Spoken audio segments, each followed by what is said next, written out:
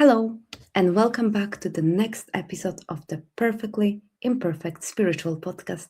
I am Marta, your host, and this is a space where spiritual insight is not separated from lived experience but woven into it, examined through it, and at times gently challenged by it. There is a moment that arrives in a person's life, and it is rarely dramatic. It doesn't interrupt everything at once. It doesn't announce itself clearly. It's almost invisible, and yet it alters the entire trajectory of your life because it's not a moment of change, it is a moment of recognition. And that's what I'm going to be talking today about. So, I'm talking about the moment you begin to realize that what has been creating tension within you is not the world around you, but the way you have been relating to yourself inside of it. More precisely, the way you have been negotiating yourself, not in obvious ways, not through major decisions or visible compromises, but in the subtle, almost imperceptible internal adjustments that happen in real time. The moment where something within you registers clearly, precisely this doesn't feel right. And almost immediately, another layer of thought appears. It softens it, it reframes it, it makes it more acceptable. Perhaps it is not that serious. Perhaps I am misreading this. Perhaps I need to be more understanding. Perhaps there is more to consider. And because you're perceptive, because you're capable of holding complexity, because you're able to see multiple perspectives at once, you move away from the original signal.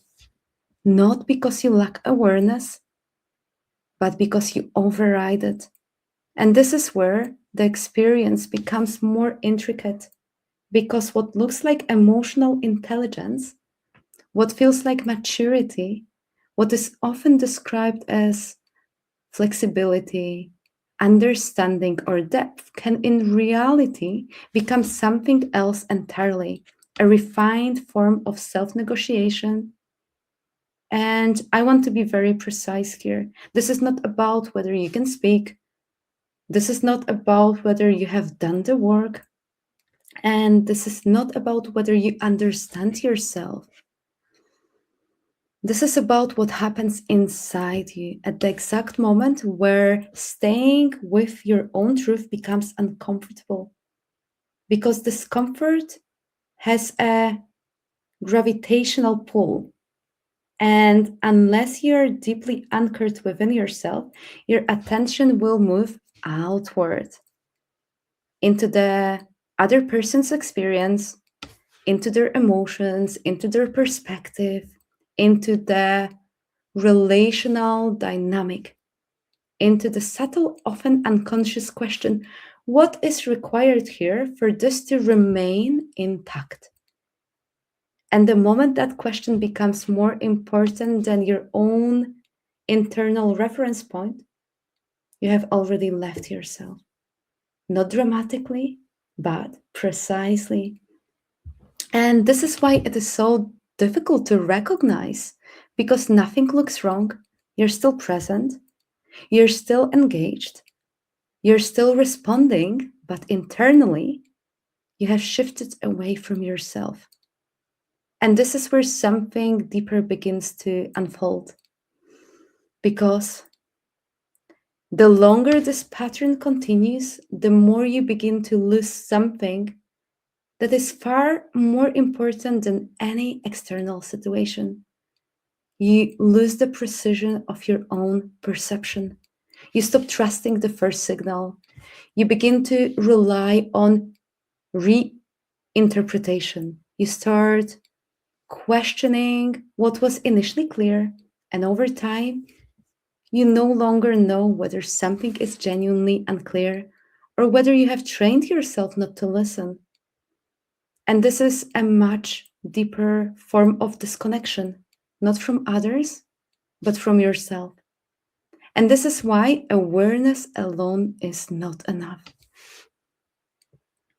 You can be highly intuitive, deeply perceptive, and incredibly self aware and still override yourself in real time because awareness observes, but capacity determines what you can remain with.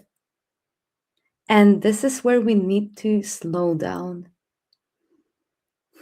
because there is a very specific moment, and if you're listening carefully, you will recognize it. It is the moment where something in you becomes completely still, not reactive, not emotional, not confused, just clear. And almost immediately after, there is a second movement, a soft shift away from that clarity, a thought, a justification, a redirection. And that second movement is where everything changes, because that is the exact point where you either remain with yourself or you begin to leave. And leaving yourself doesn't feel dramatic, it feels reasonable, it feels intelligent, it feels justified. And that is precisely why it is so difficult to interrupt, because you're not choosing something that is obviously wrong. You're choosing something that almost feels right, but your body knows. There's always a subtle contraction, a slight tightening, a quiet sense of this is not fully true. And the more you begin to trust that, not as a concept, but as an embodied reference point, the less available you become for internal compromise. Not because you become rigid, but because you become precise. And precision is something entirely different. Precision doesn't argue. Precision doesn't defend itself. Precision doesn't explain. It simply holds. And when you begin to live from that place, everything begins to reorganize. Your relationships shift. Your decisions become cleaner. Your energy becomes more contained. Not because you're trying to change your life, but because you're no longer adjusting yourself to maintain what no longer aligns. And this is where another layer reveals itself. Because when you stop negotiating yourself, it doesn't immediately create ease, it creates space. And space can feel unfamiliar because many of the structures in your life were being maintained by your internal adjustments. So when those adjustments stop, everything that depended on them begins to shift. Not abruptly, but inevitably.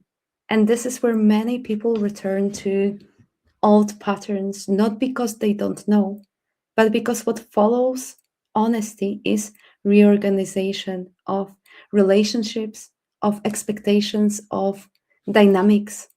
And that requires a different kind of strength, not the strength to speak, but the strength to remain consistent with what you have already seen. Because once you see it clearly, you cannot go back to not knowing. You can only choose whether you stay with yourself or move away again. And over time, this becomes less about external expectations, any external situations, and more about your relationship with yourself. Because at some point, it becomes more uncomfortable to override yourself than it is to disrupt what surrounds you. And that is usually where everything begins to change. Not because you're forcing transformation, but because you're no longer participating in your own misalignment. And from that point, something stabilizes. Again, not externally, but internally. And that internal stability becomes the foundation for everything else. Not control, not certainty, but coherence. And that is where your real authority lives. Thank you so much for listening to this episode. And I hope you can be gentle with yourself. I hope you can start trusting yourself a little bit more after having listened to it. And I'll see you at some point soon. Thank you so much for listening. Goodbye.